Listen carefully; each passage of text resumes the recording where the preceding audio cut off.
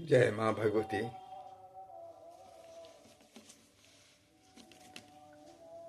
आप सभी श्रोता बंधुओं का, मातृभक्तों का स्वागत है इस आध्यात्मिक साधन जीवन ज्ञान चैनल में।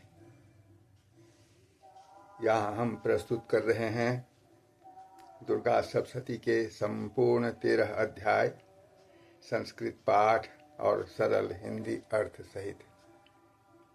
हमारा उद्देश्य है माँ भगवती की दिव्य शक्ति, ज्ञान और प्रेरणा हर साधक तक पहुँचाना।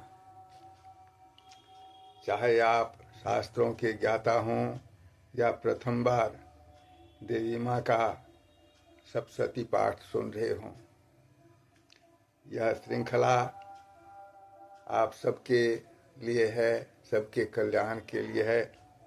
कृपया श्रद्धा से सुने, समझें और माँ की कृपा प्राप्त करें। चैनल को सब्सक्राइब करें और दिव्य साधना से जुड़े रहें। जय माँ दुर्गे। आज मैं आप सबों को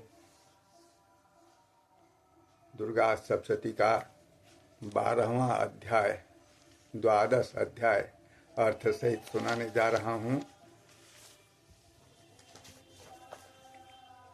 देवी चरित्रों के पाठ का महात्म्य का वर्णन है, अर्थ सहित सुनाऊंगा।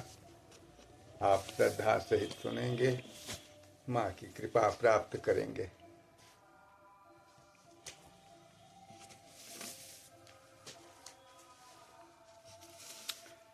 ओम विद्युद्दाम समप्रभाम मृगपतिस्कंधस्थितां भीषणां कन्याभिकरवालखेतविलसद्धस्ताविरासेवितां हस्तैश्चक्रगदाशिखेतविशिखांश्चापं गुणं तर्जनीं विभ्रानाम् अनलात्मिकां शशिधरां दुर्गां त्रिनेत्रां भजे।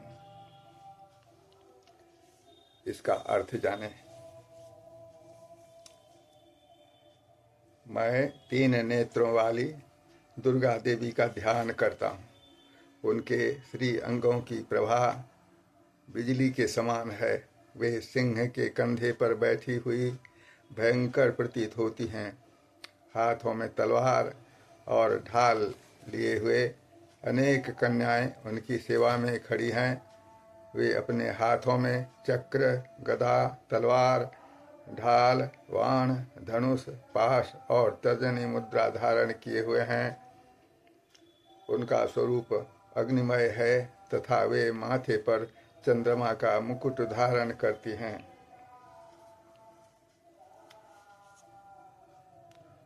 ओम देव्युवाच एभिः अस्तवैश्च मां नित्यं स्तोष्यते यः समाहितः तस्याहं सकलां बाधां नाशयिष्यामि संशयम्।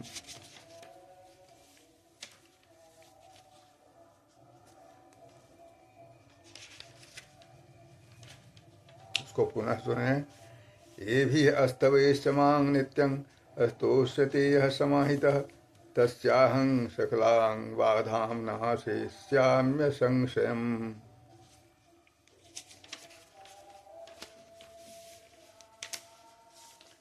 मधुकैटभनाशं च महिषासुरघातनं कीर्तिष्यन्ति ये तद्वद् वधं शुम्भनिशुम्भयोः। अष्टम्यां च चतुर्दश्यां नवम्यां चेतसः श्रोष्यन्ति सेव्ये भक्त्या मम माहात्म्यमुत्तमं न तेषां दुष्कृतं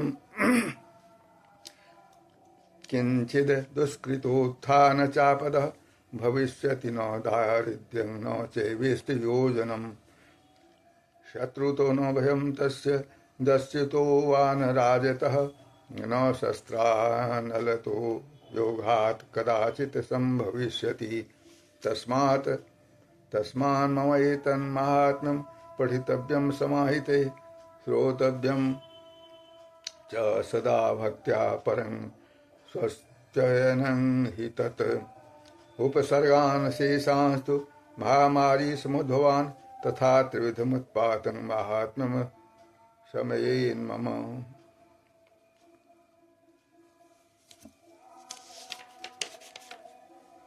1 से 8 तक के श्लोक आप सबों ने सुने, इसका अर्थ जाने। देवी बोली, देवताओं, जो एकाग्र चित्त होकर प्रतिदिन इन स्तुतियों से मेरा स्तवन करेगा, उसकी सारी बाधा मैं निश्चय ही दूर कर दूंगी।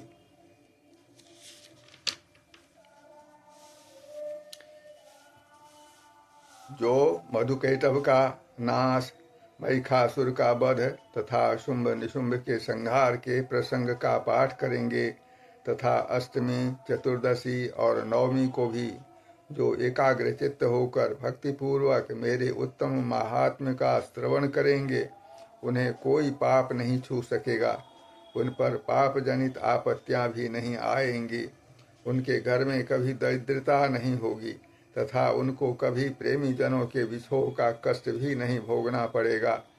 इतना ही नहीं, उन्हें शत्रु से, लुटेरों से, राजा से, शस्त्र से, अग्नि से तथा जल की राशि से भी कभी भय नहीं होगा।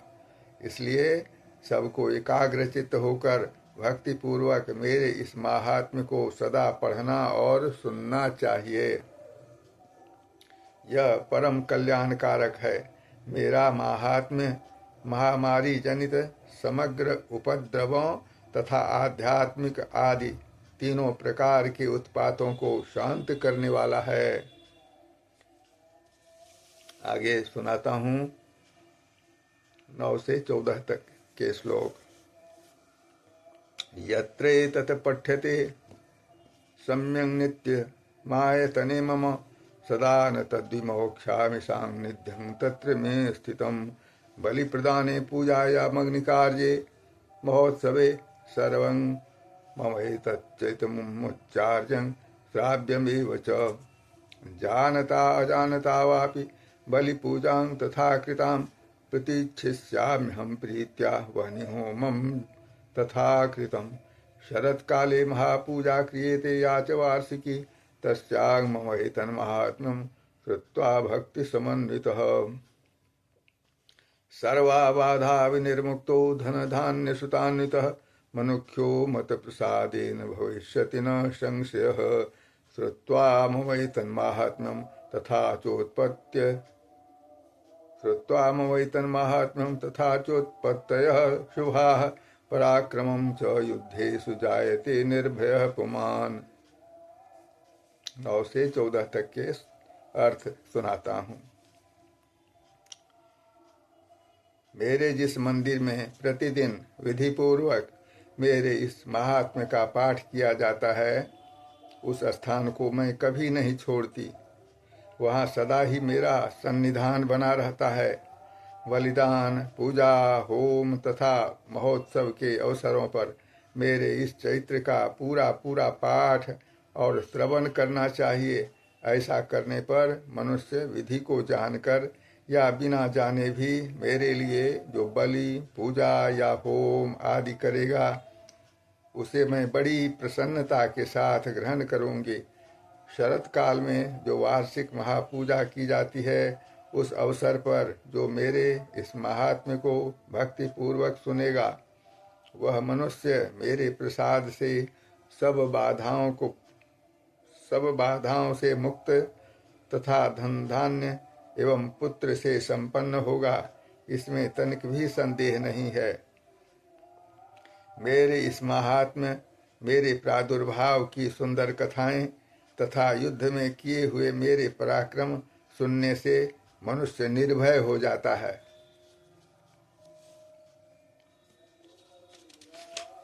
आगे 15 से 20 तक के श्लोक सुनिए।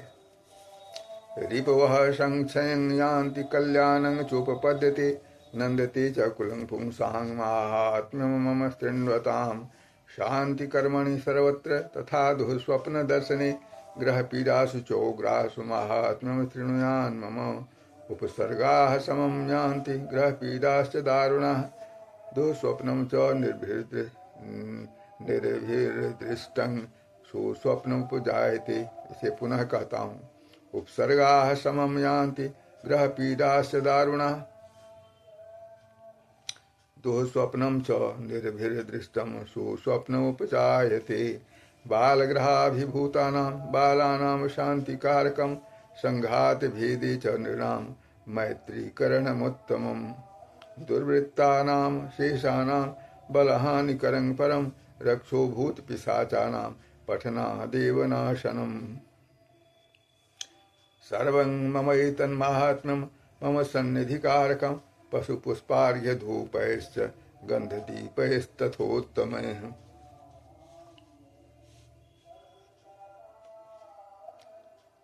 इसके अर्थ जाने। मेरे महात्म्य का श्रवण करने वाले पुरुषों के शत्रु नष्ट हो जाते हैं। मेरे महात्म्य का श्रवण करने वाले पुरुषों के शत्रु नष्ट हो जाते हैं। उन्हें कल्याण की प्राप्ति होती है तथा उनका कुल आनंदित रहता है। सर्वत्र शांति कर्म में बुरे स्वप्न दिखाई देने पर तथा ग्रहजनित भयंकर पीड़ा उपस्थित होने पर मेरा महात्म्य श्रवण करना चाहिए। इससे सब विघ्न तथा भयंकर ग्रह पीड़ाएं शांत हो जाती हैं और मनुष्यों द्वारा देखा हुआ दुःस्वप्न शुभ स्वप्न में परिवर्तित हो जाता है। बाल ग्रहों से आक्रांत हुए बालकों के लिए यह महात्म्य शांतिकारक है तथा मनुष्यों के संगठन में फूट होने पर यह अच्छी प्रकार मित्रता कराने वाला होता है। यह महात्म्य समस्त दुराचारियों के बल का नाश करने वाला है। इसके पाठ मात्र से राक्षसों, भूतों और पिशाचों का नाश हो जाता है। मेरा यह सब महात्म्य मेरे सामीप्य की प्राप्ति कराने वाला है। पशु, पुष्प, अर्घ्य, धूप, दीप, गंध आदि उत्तम सामग्रियों द्वारा पूजन करने से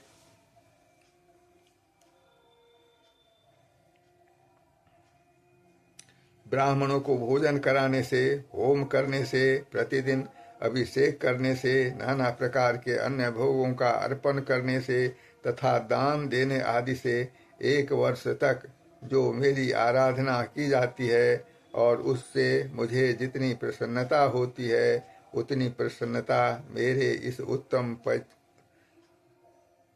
चरित्र का एक बार श्रवण करने मात्र से हो जाती है।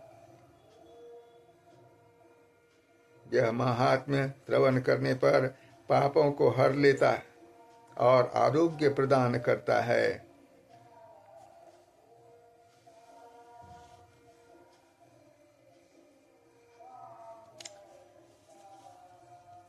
आगे के श्लोक 21 से 26 तक के सुने। विप्राणां भोजनैर्होमैः प्रोक्षणैरहर्निशम् अन्यैश्च विविधैर्भोगैः प्रदानैर्वत्सरेण या प्रीतिर्मे क्रियते सास्मिन् स्वकृत सुचरिते श्रुते श्रुतं हरति पापानि तथारोग्यं प्रयच्छति। रक्षां करोति भूतेभ्यो जन्मनां कीर्तनं मम युद्धे सुचरितं यन्मे दुष्टदैत्य निवर्हणम् तस्मिन् च्युते वैरिकृतं भयं पुंसां न जायते युष्माभिः अस्तुतो यो याश्च ब्रह्मर्षिभिः कृताः ब्रह्मणा च कृतास्तास्तु प्रयच्छन्ति शुभां मतिम् अरण्ये प्रान्तरे वापि दावाग्निपरिवारितः दस्युभिर्वावृतः शून्ये गृहीतो वापि शत्रुभिः सिंहव्याघ्रानुयातो वा वने वा वनहस्तिभिः राज्ञा क्रुद्धेन चाज्ञप्तो वध्यो वन्दगतोऽपि वा आघूर्णितो वा वातेन अस्थितः पोते महार्णवे।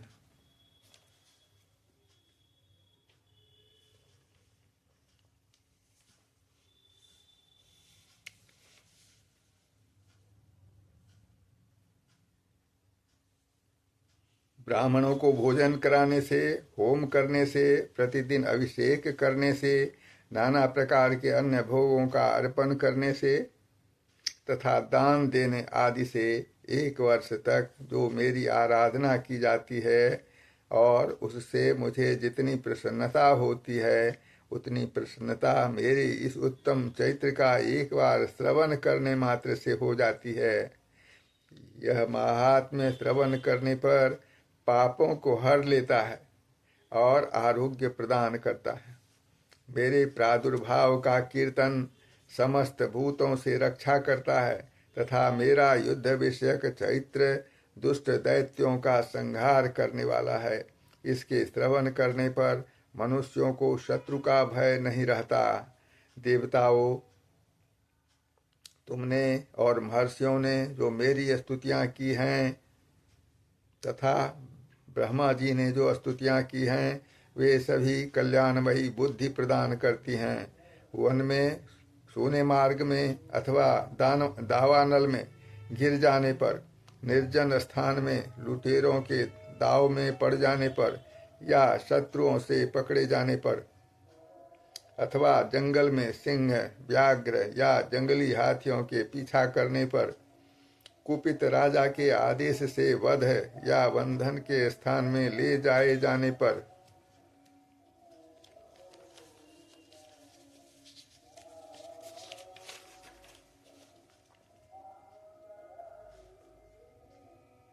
अथवा महासागर में नाव पर बैठने के बाद भारी तूफान से नाव के डगमग होने पर,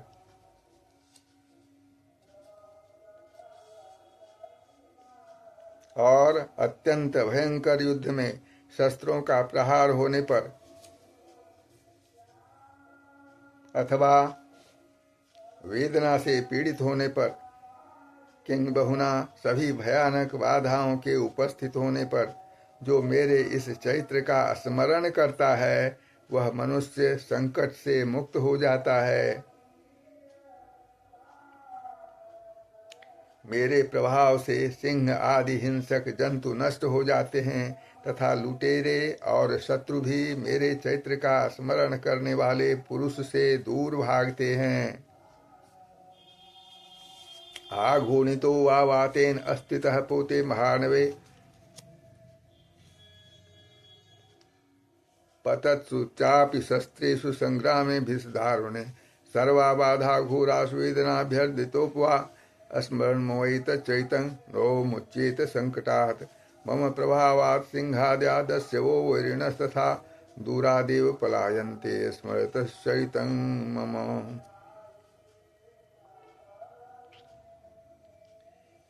यहाँ तक के अर्थ की पुनरावृत्ति करता हूँ।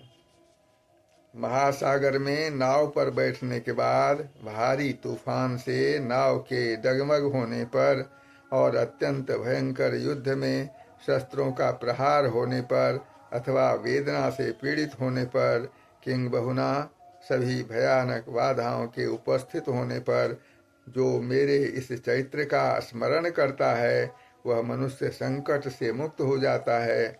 मेरे प्रभाव से सिंह आदि हिंसक जंतु नष्ट हो जाते हैं तथा लुटेरे और शत्रु भी मेरे चैत्र का स्मरण करने वाले पुरुष से दूर भागते हैं।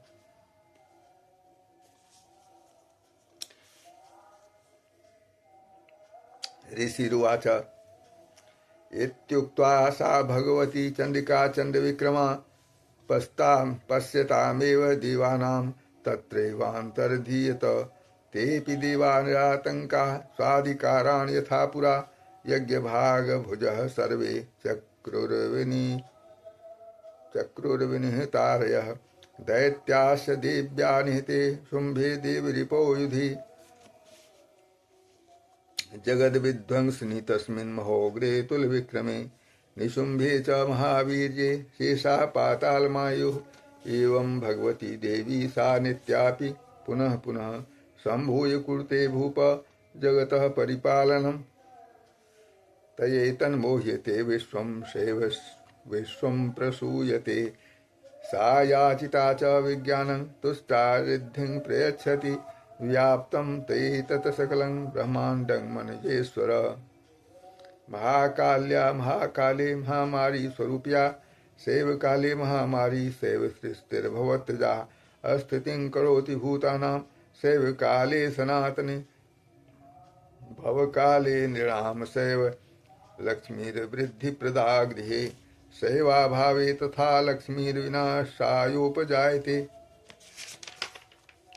अस्तुता सम्पूजिता पुष्पैर्धूपगन्धादिभिस्तथा ददाति वित्तं पुत्रांश्च मतिं धर्मे गतिं शुभाम्। ओम ओम।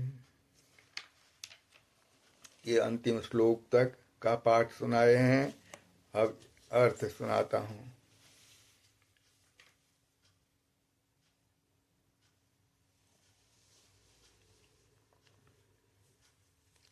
निशुंभ के युद्ध में देवी द्वारा मारे जाने पर शेष दैत्य पाताल लोक में चले आए। राजन, इस प्रकार भगवती अंबिका देवी नित्य होती हुई भी पुनः पुनः प्रकट होकर जगत की रक्षा करती हैं। वे ही इस विश्व को मोहित करती हैं। वे ही जगत को जन्म देती तथा वे ही प्रार्थना करने पर संतुष्ट हो विज्ञान एवं समृद्धि प्रदान करती हैं। राजन, महाप्रलय के समय महामारी का स्वरूप धारण करने वाली वे महाकाली ही इस समस्त ब्रह्मांड में व्याप्त हैं। वे ही समय समय पर महामारी होती और वे ही स्वयं अजन्मा होती हुई भी सृष्टि के रूप में प्रकट होती हैं। वे सनातनी देवी ही समयानुसार संपूर्ण भूतों की रक्षा करती हैं। मनुष्यों के अभ्युदय के समय वे ही घर में लक्ष्मी के रूप में अस्थित हो उन्नति प्रदान करती हैं और वे ही अभाव के समय दरिद्रता बनकर विनाश का कारण होती हैं। पुष्प, धूप और गंध आदि से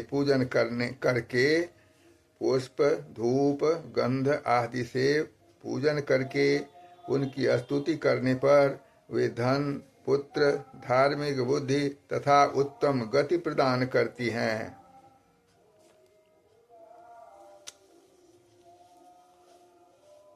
एते श्रीमार्कंडे पुराणे सावन के मन्वंतरे देवी महात्म्य फल स्तुतिर्नाम 12वाध्यायः।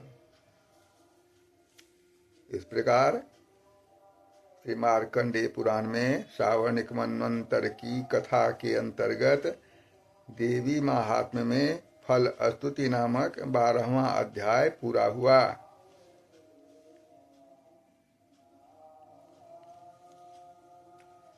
जय मां भगवती, जय मां भगवती, जय मां भगवती।